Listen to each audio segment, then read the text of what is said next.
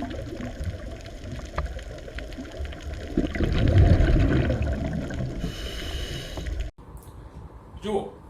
આપણે ઔદ્યોગિક ઉત્પાદનોમાં સૂક્ષ્મ જીવોના ઉપયોગોની વાત કરતા હતા. એમાંથી આપણે એક આલ્કોહોલિક પીણાઓમાં કે અથાણયુક્ત પીણાઓમાં સૂક્ષ્મ જીવોની વાત કરી ગયા.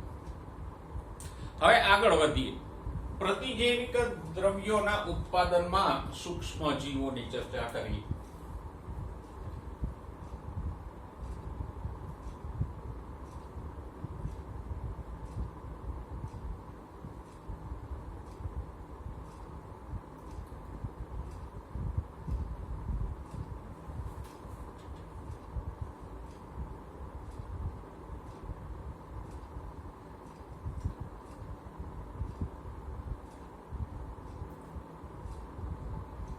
ઔદ્યોગિક ઉત્પાદનમાં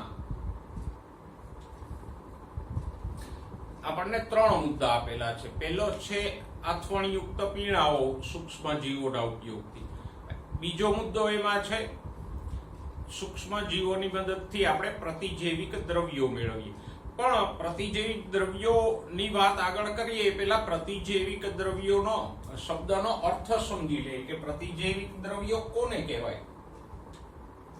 તો કે પ્રતિજૈવિક દ્રવ્યો માટે આપણે વધારે પ્રચલિત શબ્દ વાપરીએ છીએ એન્ટીબાયોટિક્સ.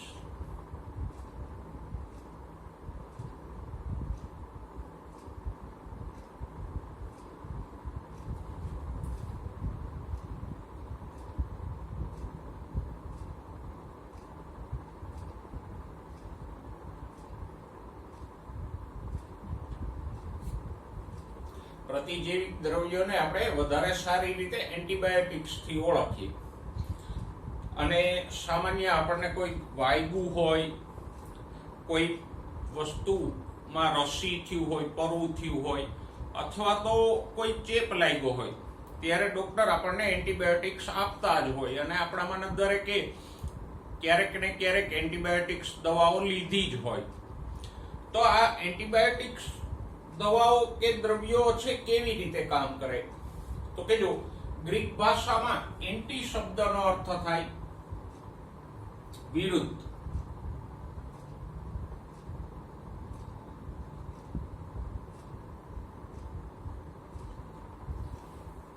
વિરુદ્ધ એટલે આમ વિરોધી, એનો નાશ કરનાર એવો અર્થ થાય.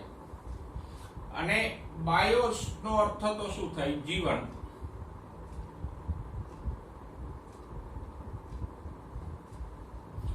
જીવન અથવા જીવ.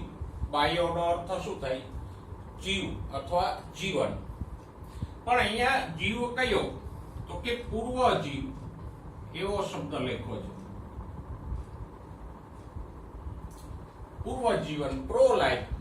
બધા સજીવો નહીં પણ પૂર્વ જીવન. પૂર્વ જીવન એટલે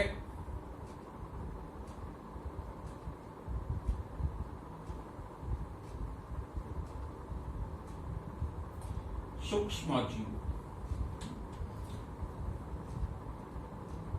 તો હવે આનો વિસ્તૃત અર્થ કરીએ તો શું થાય? આમ તો એન્ટીબાયોટિક્સ એટલે જીવન વિરુદ્ધ, સજીવોની વિરુદ્ધ, અથવા એમ કે સજીવોનો નાશ કરનાર. પણ અહીંયા સજીવો કે બાયોનો અર્થ આપણે શેમાં લઈએ છીએ? પૂર્વ જીવન. બરાબર? એટલે કે સૂક્ષ્મ જીવો. આટલી બધો લાંબો અર્થ કરવાની જરૂર નથી. એન્ટીબાયોટિક્સ એટલે શું? તો કે એવા દ્રવ્યો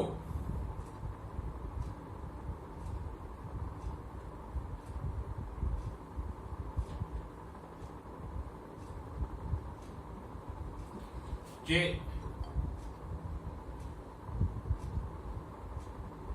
કેટલાક સૂક્ષ્મ જીવોનો નાશ કરે છે.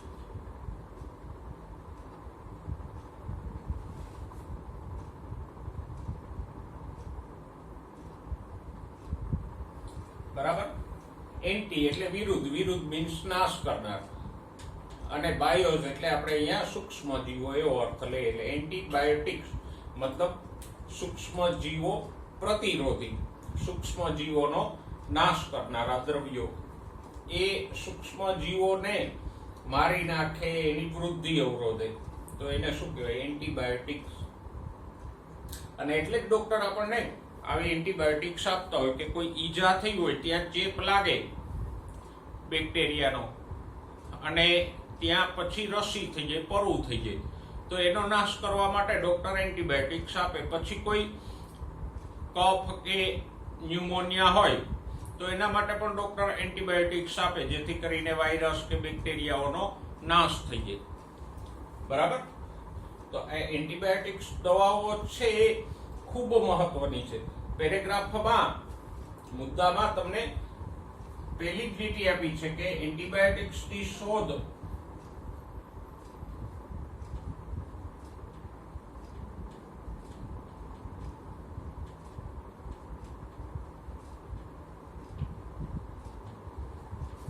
એક 20મી સદીની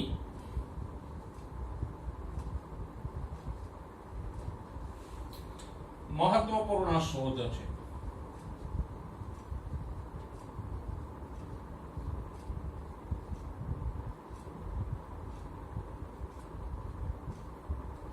અને આ ટોપિકની છેલ્લી લીટી એવી લખી છે કે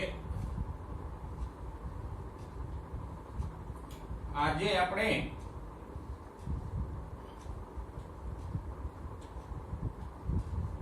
એન્ટીબાયોટિક્સ વગરના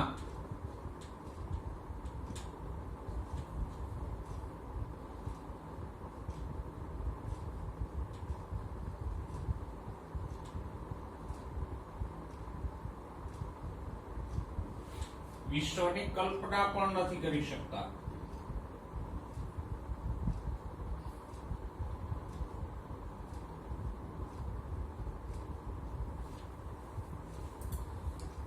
પહેલી અને છેલ્લી બે લીટી ને આપણે સમજીએ તો કે 20મી સદીની મહત્વપૂર્ણ શોધ નહીં, પણ મારી દ્રષ્ટિએ તો 20મી સદીની સૌથી મહત્વની શોધ હોય તો એ, કારણ કે આનાથી લાખો નહીં પણ કરોડો લોકોના જીવન બચ્યા છે.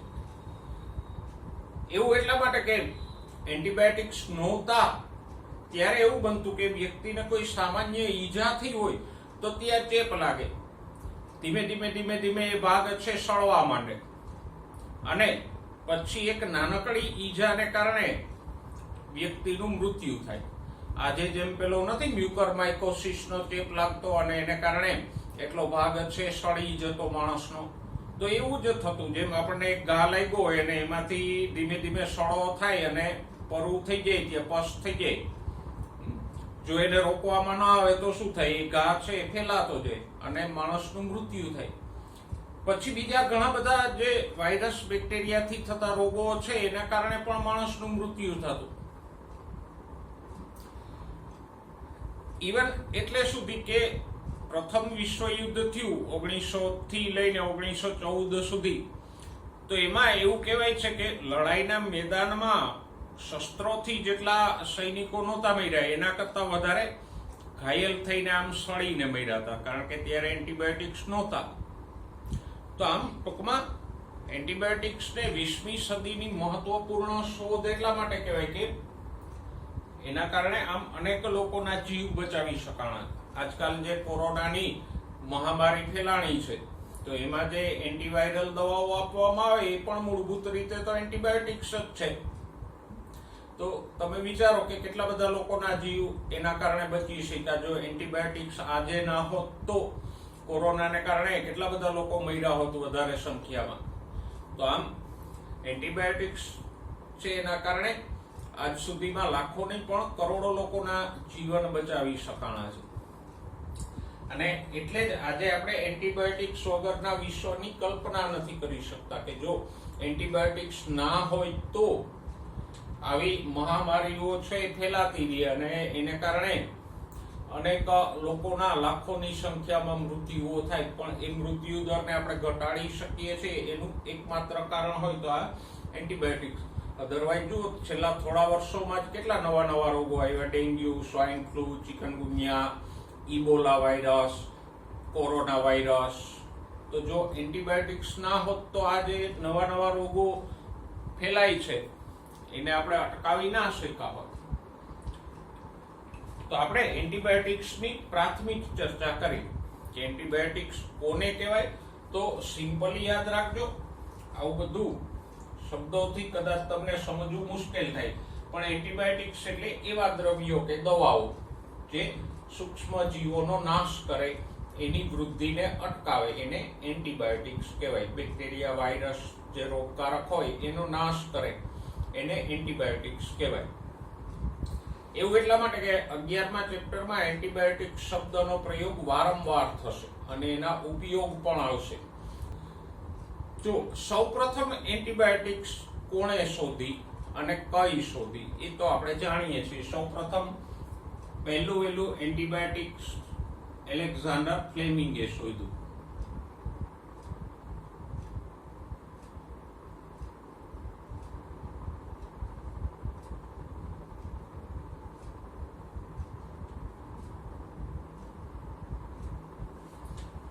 અને એક સૌપ્રથમ શોધાયેલા એન્ટીબાયોટિકનું નામ શું હતું? પેનિસિલિન.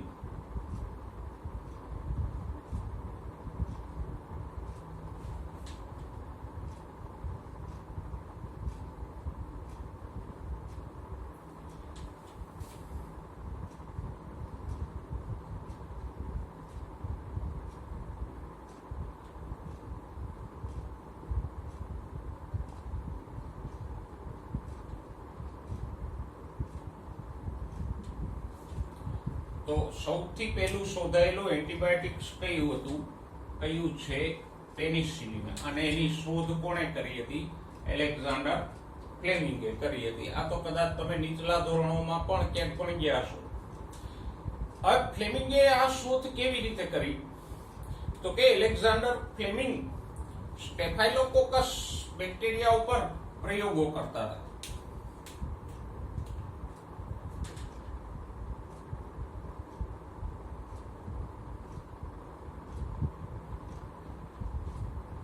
આ સ્ટેફાઇલોકોકાઈ એક પ્રકારના બેક્ટેરિયાઓ છે.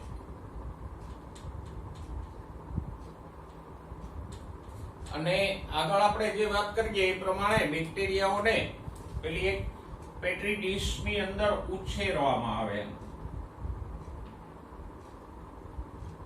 આવી કાચની પેટ્રી ડીશમાં પોષક માધ્યમ ભરી અને બેક્ટેરિયાઓને એની અંદર ઉછેરવામાં આવે. હવે ફ્લેમિંગની લેબોરેટરીમાં આવી પેટ્રી ડીશો પડી હતી સ્ટેફાઇલોકોકસ વાળી. એમાંની અમુક એવી હતી કે જેને સાફસૂફ નહોતી કરવામાં આવી, ધોઈ નહોતી, એટલે એમાં હજુ બેક્ટેરિયાઓ તો હતા જ. તો એ પ્લેટો પડી હતી. હવે એની અંદર સંવર્ધન માધ્યમ એટલે પોષક દ્રવ્યો તો હતા, અને જ્યાં પોષક દ્રવ્યો હોય ત્યાં ફૂગ સહેલાઈથી લાગે, જેમાં આપણા ખોરાક ઉપર લાગી જાય છે. તો આ સંવર્ધન માધ્યમમાં પણ અમુક પ્લેટ્સમાં ફૂગ લાગી. પણ ફ્લેમિંગે જોયું કે જે પ્લેટમાં ફૂગ લાગી છે એમાંના બેક્ટેરિયાઓ મરી ગયા છે. જે ધોયા વગરની પ્લેટ્સ હતી એમાં ફૂગ તો લાગે, એ તો કોમન બાબત છે, કારણ કે એમાં સંવર્ધન માધ્યમ હોય તો ફૂગ લાગી જાય. પણ ફ્લેમિંગે જોયું કે અમુક પ્લેટ્સ જેમાં ફૂગ લાગી હતી એમાંથી બેક્ટેરિયાઓ મરી ગયા. તો ફ્લેમિંગે એ ફૂગ લઈ અને જોયું તો એ ફૂગ કઈ હતી? તો કે એ ફૂગ હતી પેનિસિલિયમ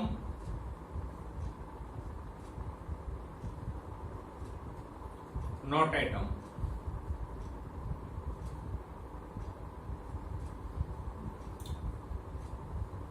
અને આ પેનિસિલિયમ નોટેટમ નામની ફૂગ છે એને એક પેનિસિલિન નામનું દ્રવ્ય મુક્ત કર્યું, જેને કારણે આ પ્લેટમાં રહેલા બેક્ટેરિયાઓ મરી ગયા.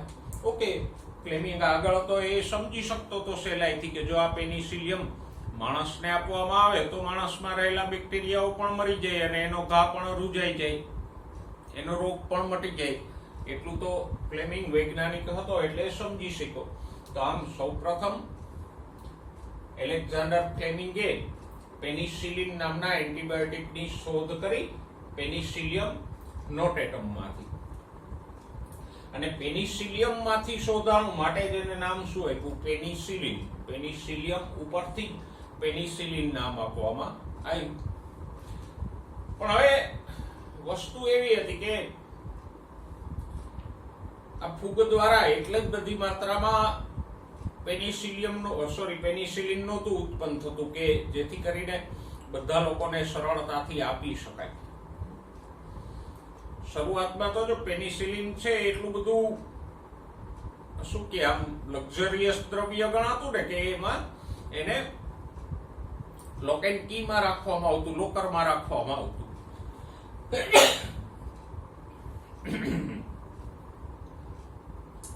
તો એને લોકરમાં રાખવામાં આવતું. કોઈ મોટા રાજા મહારાજા કે અમીર ઉમરાઓની ભલામણ હોય તો જે માણસને આપવામાં આવતું. એમ સહેલાઈથી બધા લોકોને પ્રાપ્ય પણ નહોતું. પછી આગળ જતા અર્નેસ્ટ ચેન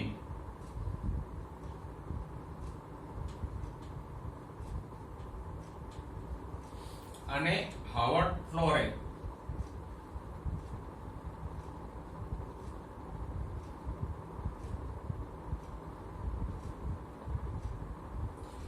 આ બંને જણાએ એન્ટીબાયોટિક્સની ક્ષમતા વધારી, એનું ઉત્પાદનની પદ્ધતિ સુધારી અને એને વધારે અસરકારક અને સરળતાથી પ્રાપ્ય થાય એવું બનાવ્યું. અને એટલે જ ફ્લેમિંગ, ચેન અને હાવર્ડ ફ્લોરેને એના માટે 1945માં નોબેલ પ્રાઇઝ આપવામાં આવ્યું. બરાબર? તો આ ત્રણેયને નોબેલ પ્રાઇઝ આપવામાં આવ્યું. એટલે તમે વિચાર કરો કે જો નોબેલ પ્રાઇઝ આપવામાં આવ્યું હોય તો આ શોધ કેટલી બધી મહત્વની હશે. અને પછી તો દુનિયામાં ઘણા બધા એન્ટીબાયોટિક્સ શોધાણા. આજે તો સેંકડો પ્રકારના નવા એન્ટીબાયોટિક્સ અસ્તિત્વમાં છે. એમાંના ઘણા બધા કોઈ સૂક્ષ્મજીવોમાંથી મેળવવામાં આવે છે, ઘણા બધા રાસાયણિક રીતે, કૃત્રિમ રીતે પણ સંશ્લેષિત કરવામાં આવે. પણ એટલું ચોક્કસ કે એન્ટીબાયોટિક્સ વગરના વિશ્વની આજે આપણે કલ્પના કરી શકતા નથી. અને ઇવન આજે ભલે ટેકનોલોજી કે સાયન્સ ગમે એટલું આગળ વધી ગયું હોય, ઘણા બધા એન્ટીબાયોટિક્સ છે આજે પણ ફૂગ કે બીજા સૂક્ષ્મ જીવોમાંથી પ્રાપ્ત કરવામાં આવે. એટલે આજની તારીખે પણ 21મી સદીમાં પણ એન્ટીબાયોટિક્સના ઉત્પાદનમાં સૂક્ષ્મ જીવોનો મોટો ફાળો છે. અને લોકોને તંદુરસ્ત રાખવામાં અને રોગો મટાડવામાં એન્ટીબાયોટિક્સનો એટલો જ મહત્વનો ફાળો છે. હવે ઔદ્યોગિક ઉત્પાદનોમાં ત્રીજો મુદ્દો જોઈએ. ઉત્સેચકો, એસિડો અને અન્ય જૈવ સક્રિય અણુઓના ઉત્પાદનમાં. કારણ કે આલ્કોહોલિક પીણાઓ અને એન્ટીબાયોટિક્સ ઉપરાંત બીજા ઘણા બધા પદાર્થો સૂક્ષ્મ જીવો દ્વારા મેળવવામાં આવે, જેમ કે ઘણા કાર્બનિક એસિડ, આલ્કોહોલ, ઉત્સેચકો, એવા ઘણા દ્રવ્યો આપણે સૂક્ષ્મ જીવોની મદદથી મેળવી શકીએ. અને આ ટોપિક્સમાં ઘણા બધા ઉદાહરણો તમને આપ્યા છે. એટલે આ ટોપિક્સમાંથી ઘણા MCQ પૂછાવાની શક્યતા ખરી. અને મોટા પ્રશ્ન તરીકે થિયરીમાં પણ આ પ્રશ્ન પૂછી શકાય.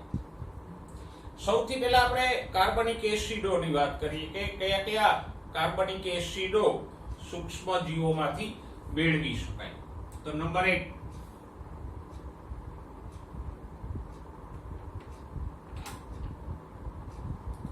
એસ્પરજીલસ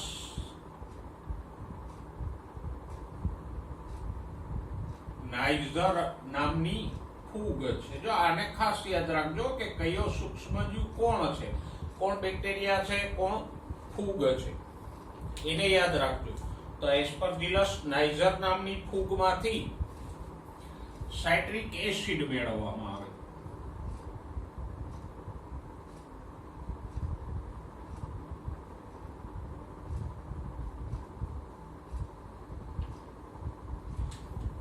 અને સાઇટ્રિક એસિડનો વિસ્તૃત ઉપયોગ થાય જ છે. આપણે સામાન્ય રસોડામાં જે લીંબુના ફૂલ નામનો સફેદ સફેદ ખાંડ જેવો પદાર્થ વાપરીએ છીએ એ સાઇટ્રિક એસિડ છે.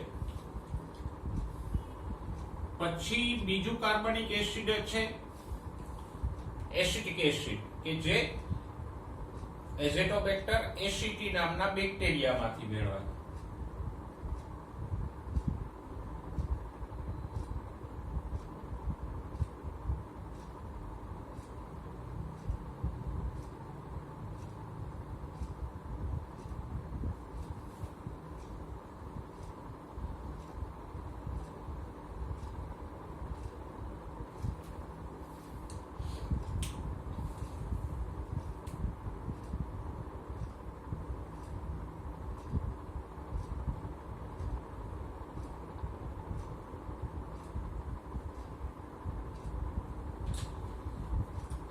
પછી ક્લોસ્ટ્રીડિયમ બ્યુટારિકમ નામના બેક્ટેરિયામાંથી બ્યુટારિક એસિડ બને.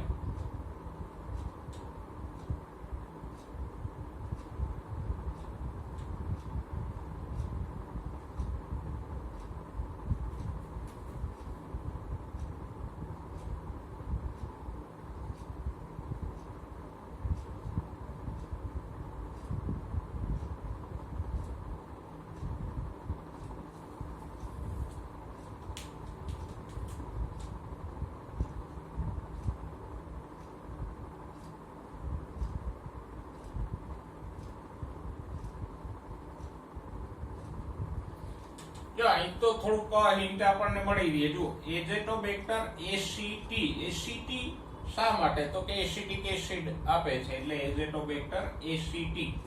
પછી બ્યુટારિક એસિડ આપે છે તો જાતિનું નામ આપ્યું બ્યુટારિકમ.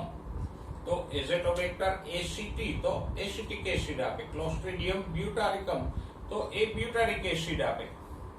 પછી એક જાણીતું ઉદાહરણ આપણે ભણ્યા એ લેક્ટોબેસિલસ બેક્ટેરિયાઓ જે દહીં જમાવવામાં ઉપયોગી થાય છે.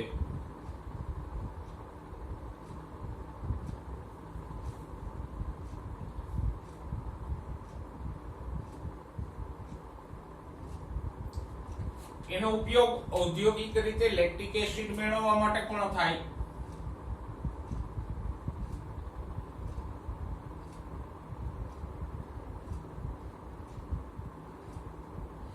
કારણ કે દહીં સિવાય પણ લેક્ટિક એસિડ તો બીજી ઘણી જગ્યાએ ઉપયોગી થતું હોય. અન્ય ઉદ્યોગોમાં, બીજી બનાવટોમાં ઘણી જગ્યાએ લેક્ટિક એસિડ વપરાતું હોય. તો ઔદ્યોગિક રીતે આ લેક્ટિક એસિડ આપતા લેક્ટોબેસિલસને મોટી ટાંકીઓમાં ઉછેરવામાં આવે અને પછી એના દ્વારા જે લેક્ટિક એસિડ બને એને શુદ્ધિકરણ કરીને બીજા ઉત્પાદનોમાં વાપરી શકાય.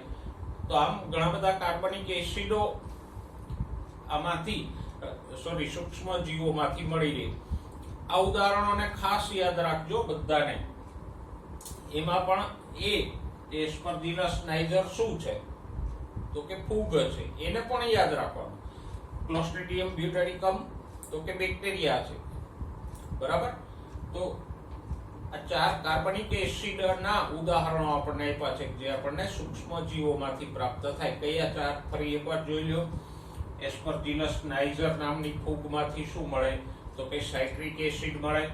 એઝેટોબેક્ટર એસીટી નામના બેક્ટેરિયામાંથી શું મળે? તો કે એસીટી ઉપરથી એસિટિક એસિડ મળે. ક્લોસ્ટ્રીડિયમ બ્યુટારિકમ નામના બેક્ટેરિયામાંથી તો કે બ્યુટારિકમ ઉપરથી બ્યુટારિક એસિડ મળે. લેક્ટોબેસિલસ નામના બેક્ટેરિયામાંથી લેક્ટો ઉપરથી લેક્ટિક એસિડ મળે. તો આ 4 ઉદાહરણો આપણે કાર્બનિક એસિડ આપતા સૂક્ષ્મ જીવોના જોઈએ. તો આપણે કાર્બનિક એસિડના ઉદાહરણો જોઈએ.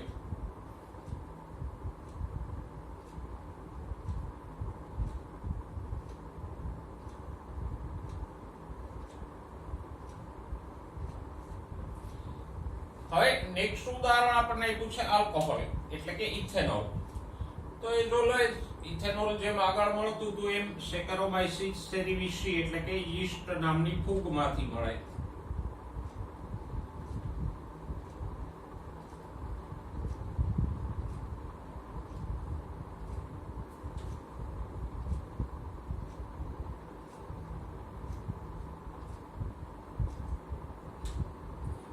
સેકરોમાઇસિસ સેરિવિસી નું અંગ્રેજી નામ છે યીસ્ટ અને છે ફૂગ. અને એમાંથી ઇથેનોલ મળે. ઇથેનોલ એટલે ઇથાઇલ આલ્કોહોલ. તો જેમ અથાણયુક્ત પીણામાં કે ઇડલી, ઢોસા વગેરેના ખીરુમાં યીસ્ટ શર્કરાને ઇથેનોલમાં રૂપાંતરિત કરતી હતી. એમાં કોઈ પણ પદાર્થ હોય જેમ કે દાખલા તરીકે ગોળની રસી છે તો એમાં યીસ્ટ દ્વારા આથવણ લાવી અને એ ગોળની શર્કરાને ઇથેનોલમાં રૂપાંતરિત કરી દેવાય અને પછી ઇથેનોલને નિસ્યંદનથી અલગ પાડી શુદ્ધ કરી અને બીજા ઉત્પાદનોમાં વાપરી શકાય.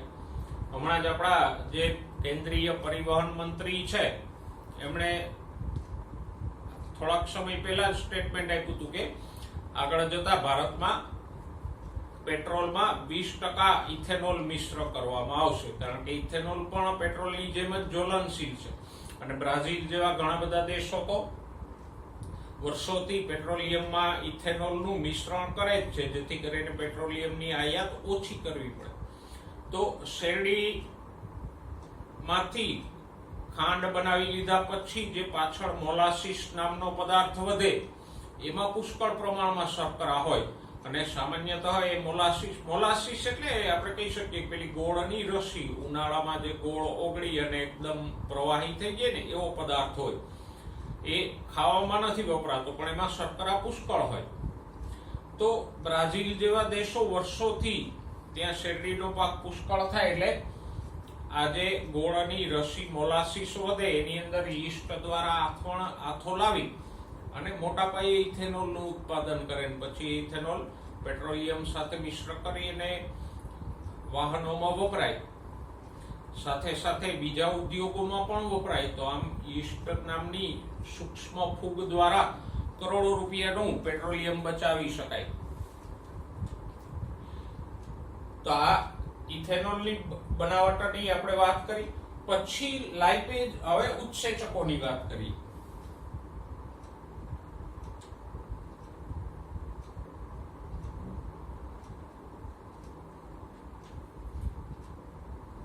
તો લાઇપેજ નામનો ઉત્સેચક છે એ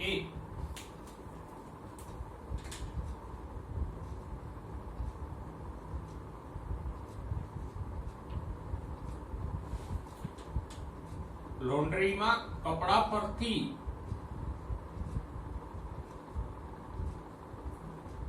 તૈલી એટલે તેલ કે ઘી વગેરેના ઓઇલ હોય એના દાગ દૂર કરવામાં વપરાય.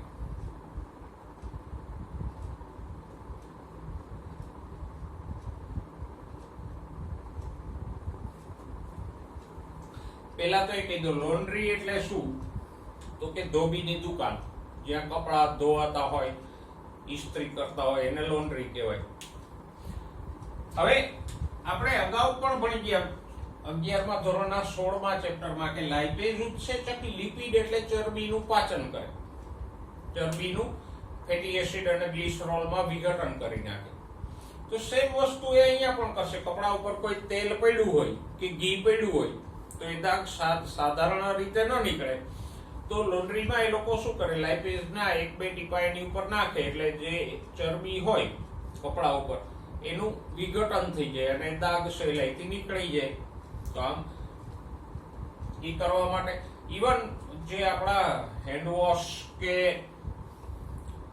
બધા આવે છે વાસણ સાફ કરવા માટેના લિક્વિડો ને, તો એની અંદર પણ ઘણામાં લાઇપેજ હોય છે. તો જેથી કરીને કોઈ ઘી તેલ વાળા વાસણો હોય કે હાથ હોય તો સહેલાઈથી એ ચિકાસ નીકળી જાય. તો લાઇપેજ ઉત્સેચક છે, આમ લિપિડને દૂર કરવા માટે ઉપયોગી થાય, બરાબર. અને એનાથી વધારે સારી રીતે સહેલાઈથી તૈલી દાગ સાફ કરી શકાય. પછી નેક્સ્ટ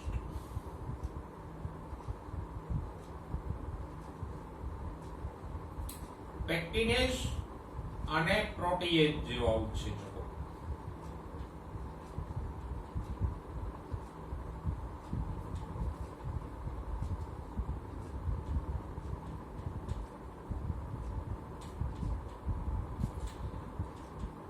એ ફળોના રસને શુદ્ધ કરવા માટે વપરાય.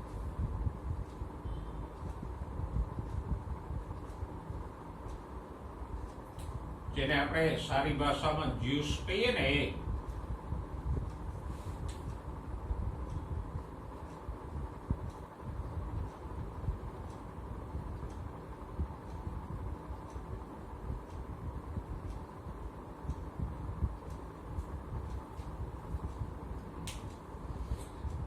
જો આપણે ઘરે કોઈ ફળોનો રસ કાઢીએ, દાખલા તરીકે મોસંબીનો રસ કાઢીએ અને બહારથી નેચરલ પેકિંગમાં મોસંબીનો રસ લાવીએ તો બે વચ્ચે એક ડિફરન્સ કયો દેખાશે? તો કે ઘરે જે આપણે રસ કાઢીએ છીએ થોડોક આમ ડોળો હોય, એની અંદર એ એકદમ પારદર્શક કે ચોખ્ખો ના હોય, જ્યારે પેકિંગનો જે જ્યુસ હોય એ એકદમ ચોખ્ખો હોય, એની અંદર કોઈ કણો કે એવું આપણને ડોળાપણું જોવા મળતું નથી.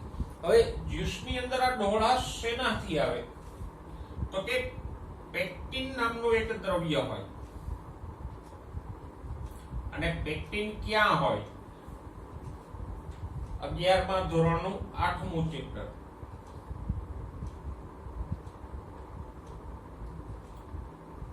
કોષ દિવાલની વચ્ચે આવેલ મધ્ય પટલમાં.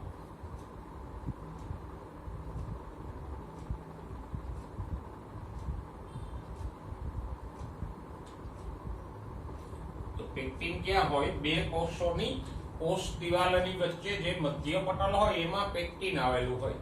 અને પ્રોટીન તો આપણે જાણીએ છીએ કોષોમાં હોય. તો કોઈ પણ ફળનો જ્યુસ કાઢીએ આપણે, તો એમાં આ કોષ દિવાલમાંનું પેક્ટિન પણ ભળે, સાથે સાથે એમાં જે પ્રોટીન હોય એ પણ એમાં આવે. તો આ પેક્ટિનના રેસાઓ અને પ્રોટીનના અણુઓને કારણે એ જ્યુસ છે એકદમ ડોળો દેખાય, આમ ચોખ્ખો ન દેખાય. તો એવા જ્યુસની અંદર પેક્ટિનેજ અને પ્રોટીએજ ઉત્સેચકો નાખે એટલે પેક્ટિન અને પ્રોટીનનું વિઘટન થઈ જાય અને જ્યુસ છે એકદમ ક્લિયર, ચોખ્ખો થઈ જાય. તો આવા જે જ્યુસના પેકિંગ છે એમાં પણ આ પેક્ટિનેજ અને પ્રોટીએજ ઉત્સેચકો નખાય કે જે સૂક્ષ્મ જીવો દ્વારા પ્રાપ્ત થાય. પછીનો છે સ્ટ્રેપ્ટોકાઇનેજ ઉત્સેચક.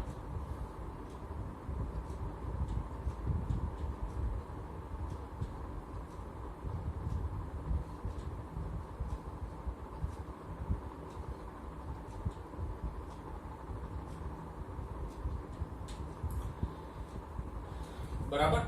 તો નામ પ્રમાણે સ્ટ્રેપ્ટોકાઇનેજ છે તો એ શેમાંથી મેળવાય? સ્ટ્રેપ્ટોકોકસ બેક્ટેરિયામાંથી મળે.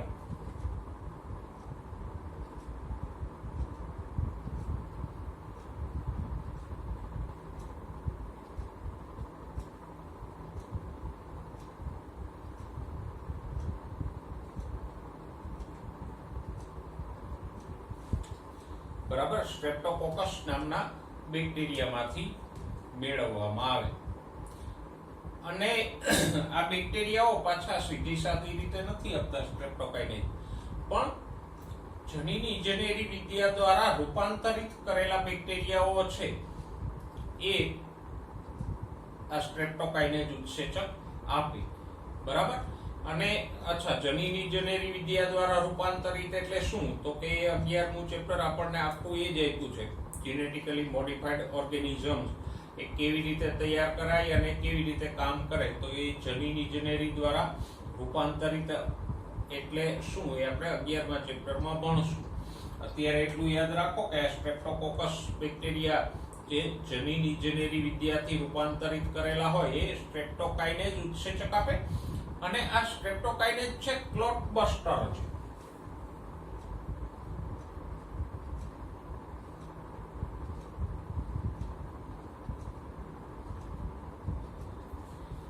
બરાબર. સ્ટ્રેપ્ટોકાઇનેજ છે એ ક્લોટ બસ્ટર છે. ક્લોટ એટલે ગાંઠ. ઘણા બધા દર્દીઓ હોય જેમને ખાસ કરીને રુધિર સંબંધિત બીમારીઓ હોય તો એનું રુધિર છે ગંઠાઈ જાય, શરીરની અંદર જ ગંઠાવા માંડે. જો ઘણા બધા કોરોનાના પેશન્ટોને પણ આવી તકલીફો થાય છે મોટે ભાગે કે એનું રુધિર છે અંદર જ ગંઠાવા માંડે. અને જો રુધિર ગંઠાઈ જાય અને આ ગાંઠો હૃદ ધમનીઓમાં ફસાઈ જાય તો હાર્ટ એટેકનું પણ જોખમ રહે. તો એવા દર્દીઓ કે જેમાં રુધિર વાહિનીઓની અંદર જ રુધિર જામી જાય છે, એટલે કે એનું ક્લોટિંગ થઈ જાય છે, ક્લોટ એટલે ગાંઠો થઈ જાય છે, તો એને આ સ્ટ્રેપ્ટોકાઇનેજ ઉત્સેચક દવા સ્વરૂપે આપવામાં આવે, જેથી કરીને આ ગાંઠો છે એ થાય નહીં, અને થાય તો એનું વિઘટન થઈ જાય. ઓકે, જો આને આપણે સામાન્ય આવી દવાઓને શું કહીએ? તમે શબ્દ સાંભળ્યો હશે, ઘણા નો કહેતા હોય એટલે લોહી પાતળું કરવાની દવા આપી. તો લોહી પાતળું કરવાની દવા એટલે શું? તો કે આ ક્લોટિંગ એટલે ગાંઠો અટકાવતી દવા ઘણા બધાને આપવામાં આવે, જેને સામાન્ય હાઇપરટેન્શન રહેતું હોય કે બીજી કોઈ તકલીફને કારણે આવું ક્લોટિંગ થતું હોય, એટલે કે લોહી ઘાટું થઈ જતું હોય, તો આવી દવાઓ આપવામાં આવે. તો આ સ્ટ્રેપ્ટોકાઇનેઝ ઉત્સેચકની આપણે વાત કરી. પછી ટ્રાઇકોડર્મા પોલિસ્કોરીનમાંથી હવે ઔષધોની વાત કરીએ. આ ઉત્સેચકો આપણે પૂરા કર્યા. હવેનું ઔષધોની વાત કરીએ તો એ છે, એમાંનું પહેલું છે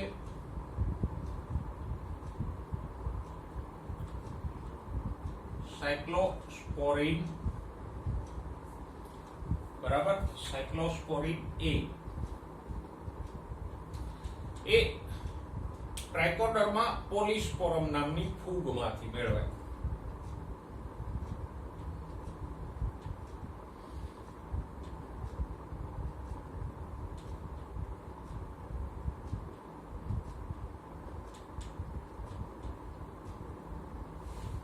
ટ્રાઇકોડર્મા ફૂગ છે ને એ બહુ કોમન છે. ઘણા બધા પાકોમાં પણ લાગી જાય. જમીનમાં થતી હોય તો છોડના મૂળ ઉપર લાગી જાય ને છોડને સુકાવી પણ નાખતી હોય. પણ આ ટ્રાઇકોડર્મા ની જે ટ્રાઇકોડર્મા પોલિસ્પોરમ જાતિ છે એમાંથી આ સાયક્લોસ્પોરીન એ મેળવાય. અને સાયક્લોસ્પોરીન એનો ઉપયોગ શું છે તો કે સાયક્લોસ્પોરીન અંગ પ્રત્યારોપણના કિસ્સામાં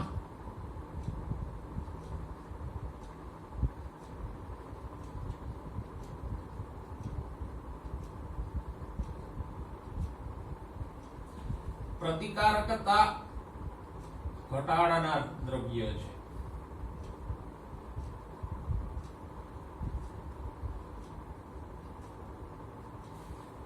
હવે આ અંગ પ્રત્યારોપણ અને પ્રતિકારકતા અવરોધક ઘટકો ની ચર્ચા આપણે 8મા ચેપ્ટરમાં પેલી સેલ મેડિટેટેડ ઇમ્યુનિટીમાં કરી ગયા. જમણી બાજુએ નીચેનો પેરેગ્રાફ એન્ટીબોડીની આકૃતિ હતી, એની નીચેનો પેરેગ્રાફ હતો. એમાં કોષ મધ્યસ્થી પ્રતિકારકતા એટલે સેલ મેડિટેટેડ ઇમ્યુનિટી વિશે આપણે ભણ્યા હતા. અને ત્યારે આપણે જાણ્યું હતું કે એક વ્યક્તિનું અંગ બીજા વ્યક્તિમાં પ્રત્યારોપિત કરો તો ગ્રાહીનું શરીર, ગ્રાહીનું રોગ પ્રતિકારક તંત્ર આપેલા અંગનો પ્રતિકાર કરશે. બરાબર, તો એવો પ્રતિકાર ન થાય અને આપેલું અંગ દર્દીના શરીરમાં ટકી રહે એના માટે પ્રતિકારકતા અવરોધક કે પ્રતિકારકતા નિગ્રાહક દવાઓ ગ્રાહીને આપવી પડે. તો એ પ્રતિકારકતા ઘટાડનાર કે નિગ્રાહક તરીકે કોણ ઉપયોગી થાય? આ ટ્રાઇકોડર્મા પોલિસ્પોરમમાંથી મળતું સાયક્લોસ્પોરીન એ નામનું દ્રવ્ય. બરાબર, પછી જો કોલેસ્ટ્રોલ એવો શબ્દ તો આપણે સાંભળ્યો છે. તો ઘણા વ્યક્તિઓના રુધિરમાં કોલેસ્ટ્રોલનું પ્રમાણ છે એ વધી જતું હોય અને કોલેસ્ટ્રોલ હાનિકારક છે. એનાથી એથેરોસ્ક્લેરોસિસ જેવી ગંભીર તકલીફો ઊભી થઈ શકે. તો આ કોલેસ્ટ્રોલનું પ્રમાણ ઘટાડવા માટે સ્ટેટિન નામનું દ્રવ્ય વપરાય.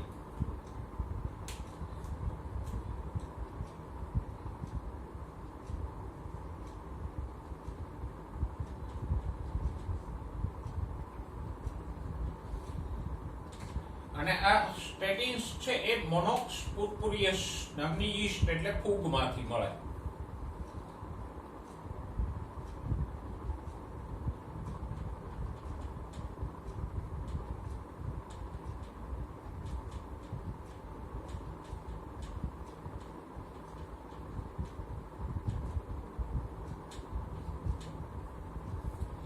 અને એ શું કરે તો કે એ કોલેસ્ટ્રોલ ઘટાડે. કેવી રીતે ઘટાડે તો કે જો છેલ્લી લીટીમાં એક કોલેસ્ટ્રોલના સંશ્લેષણ માટે જવાબદાર ઉત્સેચકના સ્પર્ધા નિગ્રાહક તરીકે વર્તે. એટલે કે આપણે 11મા 9મા ચેપ્ટરમાં ઉત્સેચકોની વાત કરી ગયા કે આ ઉત્સેચક છે તો ઉત્સેચક કેવી રીતે કામ કરે તો કે ઉત્સેચક પાસે એક સક્રિય સ્થાન હોય આવું અને એની સાથે પ્રક્રિયક જોડાયા અને પછી એ પ્રક્રિયક છે એ નિપજમાં ફેરવાઈ જાય.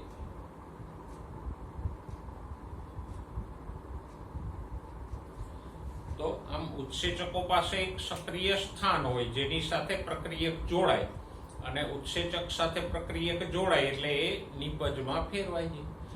સાથે સાથે એ જ મુદ્દામાં આપણે ઉત્સેચકોના અવરોધકોને પણ ભણ્યા હતા. ઘણા અણુઓ એવા છે જે પ્રક્રિયકને બદલે ઉત્સેચક સાથે જોડાય છે અને ઉત્સેચકને નકામો કરી નાખે. તો આ સ્ટેટિન્સ છે એ પણ એવું જ કામ કરશે. આ કોલેસ્ટ્રોલનું સંશ્લેષણ કરતો ઉત્સેચક છે એની સાથે આ સ્ટેટિન્સ જોડાઈ જાય. ચરબીના અણુઓને બદલે આ સ્ટેટિન્સ જોડાઈ જાય તો આ ઉત્સેચક નકામો થઈ ગયો. ઉત્સેચક નકામો થઈ ગયો તો હવે કોલેસ્ટ્રોલ પણ નહીં બને.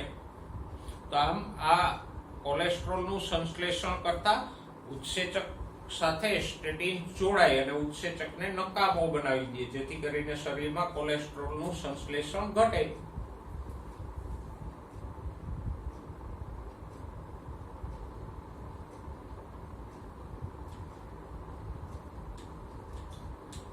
તો સ્ટેટિન શું કરે? કોલેસ્ટ્રોલનું સંશ્લેષણ કરતા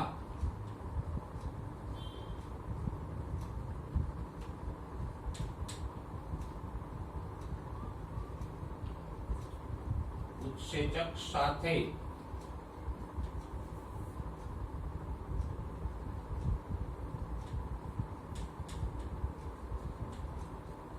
સ્પર્ધા નિગ્રાહક. નિગ્રાહક એટલે અટકાવનાર. નિગ્રાહક એટલે અટકાવનાર કે અવરોધક. આના માટે આપણે બીજો શબ્દ વાપરી શકીએ, અવરોધક તરીકે જોડાય.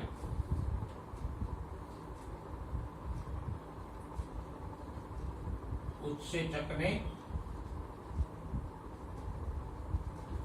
નકામું બનાવી દે અને આ રીતે કોલેસ્ટ્રોલનું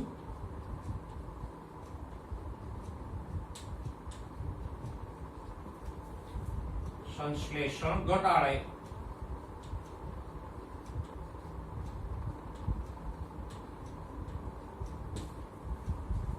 બરાબર. તો આ ટોપિકમાં આપણે ઘણા બધા સૂક્ષ્મજીવોના ઉદાહરણો અને એના દ્વારા મળતા દ્રવ્યો જોઈએ. એને આપણે અલગ અલગ ભાગોમાં વહેંચી શકીએ. સૌથી પહેલા આ જે 4 ઉદાહરણો છે એ કાર્બનિક એસિડના છે. પાંચમું ઉદાહરણ આલ્કોહોલનું છે, ઇથેનોલ કે એટલે કે આલ્કોહોલનું છે. એના પછીના આ 3 ઉદાહરણો છે એ ઉત્સેચકોના છે, સૂક્ષ્મજીવો દ્વારા મળતા ઉત્સેચકો છે. અને આ બંને સૂક્ષ્મજીવો દ્વારા મળતા ઔષધો છે. તો આમ સૂક્ષ્મજીવોમાંથી મળતા કાર્બનિક એસિડ, આલ્કોહોલ, ઉત્સેચકો અને ઔષધોની આપણે વાત કરી. અને આ બધા ઉત્પાદનો જે કંઈ આપણે અહીંયા નોંધ્યા છે એ ઔદ્યોગિક રીતે મોટા પાયે મેળવવામાં આવે. આમાંના ઘણા બધાનો આપણે સીધી આડકતરી રીતે ઉપયોગ પણ કરતા હોય. ફોર એક્ઝામ્પલ લાઇપેઝ છે તો એ આપણે કોઈ ઘી કે તેલવાળી સપાટીને કે વાસણોને સાફ કરવા માટે લાઇપેઝ યુક્ત દ્રવ્યો વાપરતા હોઈએ. પછી દવાઓ છે તો એ આપણી આજુબાજુના કોઈ દર્દીઓને અપાતી પણ હોય, પણ એના નામ બદલાઈ જતા હોય એટલે આપણને એ ખબર ના હોય. તો આ બધા દ્રવ્યો ઔદ્યોગિક રીતે મોટા પાયે મેળવાય અને મોટા પાયે વપરાય પણ છે. આપણા માટે પણ અગત્યના છે કારણ કે તમે સમજી શકો કે આમાં આટલા બધા દ્રવ્યો અને એ આપતા પદાર્થો, એના ઉપયોગો બધું લખ્યું છે. તો આમાંથી અલગ અલગ રીતે ઘણા બધા MCQ નીકળી શકે. સિમ્પલી તમને એક થી પણ પૂછી શકે કે લાઇપેઝનો ઉપયોગ શું થાય, અથવા તો લોન્ડ્રીમાં કપડા ઉપર તેલી દાગ દૂર કરવા માટે કયો પદાર્થ વપરાય. કોઈ દર્દીના શરીરમાં કોલેસ્ટ્રોલનું પ્રમાણ ઊંચું છે તો એને કઈ ઔષધિ અપાય. બરાબર. અથવા તો એમ પણ પૂછી લે કે ટ્રાઇકોડર્મા પોલિસ્પોરમમાંથી શું મળે છે. તો એવી રીતે અલગ અલગ ઘણી રીતે પૂછી શકે. જોડકા સ્વરૂપે પૂછી શકે કે એક તરફ 4 સૂક્ષ્મજીવો આપ્યા હોય 4 કે 5 અને બીજી તરફ 4 કે 5 બીજા કોલમમાં ઉત્પાદનો આપ્યા હોય તો તમારે એને યોગ્ય રીતે જોડવાના હોય. તો થિયરીમાં પૂછવા માટે અને MCQ માટે આ પ્રશ્ન છે ખાસ અગત્યનો છે ને એમાં જે કઈ ઉદાહરણો મેં લખ્યા છે એને તમે પહેલા શોર્ટ રીતે 4 ભાગમાં જ નોંધી લેજો જેથી યાદ રાખવું સરળ પડે. તો આપણે ઔદ્યોગિક ઉત્પાદનોમાં સૂક્ષ્મ જીવોની વાત કરી. એમાં સૌથી પહેલા આપણે આથવણયુક્ત પીણાઓની ચર્ચા કરી, પછી પ્રતિજૈવિક દ્રવ્યો અને એના મહત્વ સંબંધે અને એની શોધ સંબંધે ચર્ચા કરી, અને પછી ઔદ્યોગિક રીતે મેળવાતા કાર્બનિક એસિડ, આલ્કોહોલ, ઉત્સેચકો અને ઔષધોની ચર્ચા કરી. આગળ આપણે સૂક્ષ્મ જીવોના અન્ય ઉપયોગો વિશે નેક્સ્ટ ટાઈમ ચર્ચા કરશું.